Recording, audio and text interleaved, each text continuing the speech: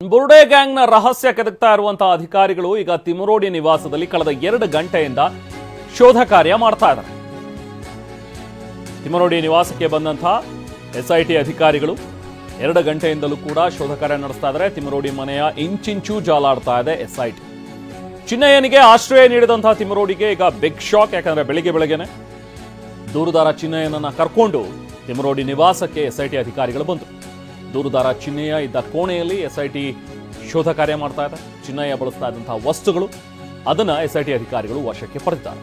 ಜೊತೆಗೆ ಆತನ ಮೊಬೈಲ್ ಕೂಡ ಸಿಕ್ಕಿದೆ ಅನ್ನುವಂಥದ್ರ ಬಗ್ಗೆ ನಮಗೆ ಲಭ್ಯವಾಗಿರುವಂತಹ ಮಾಹಿತಿ. ಇವತ್ತು ಬೆಳಗ್ಗೆನೆ ತಿಮರೋಡಿ ನಿವಾಸಕ್ಕೆ ಬಂದಂತಹ ಎಸ್ಐಟಿ ಅಧಿಕಾರಿಗಳು ಮನೆಯಲ್ಲಿ ತಲಾಶ್ ಮಾಡ್ತಾ ಇದ್ದಾರೆ.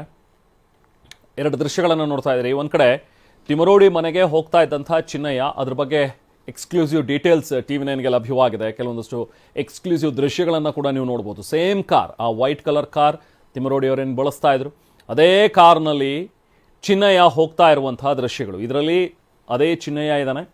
ಚಿನ್ನಯ್ಯ ಈ ಉತ್ಖನನ ಕೆಲಸಕ್ಕೆ ಅಂತ ಏನು ಬರ್ತಾ ಇದ್ನಲ್ಲ, ತನ್ನ ಲಾಯರ್ಗಳ ಜೊತೆಗೇನೆ ಆತ ಅಲ್ಲಿ ಬರ್ತಾ ಇದ್ದಿದ್ದು.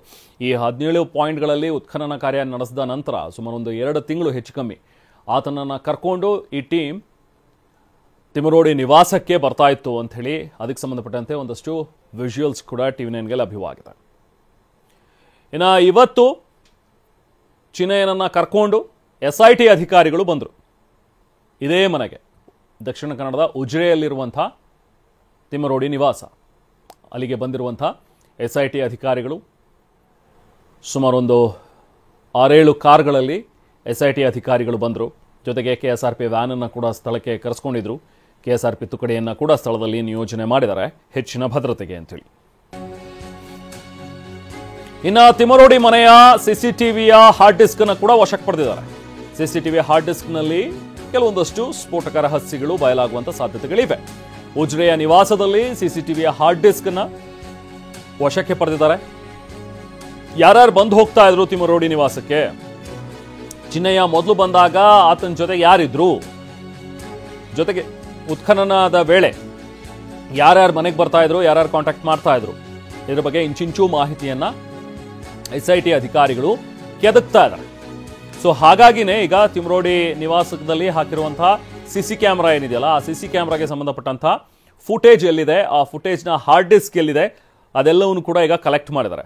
ಇವೆಲ್ಲವೂ ಕೂಡ ತನಿಖೆಯ ಒಂದು ಭಾಗ.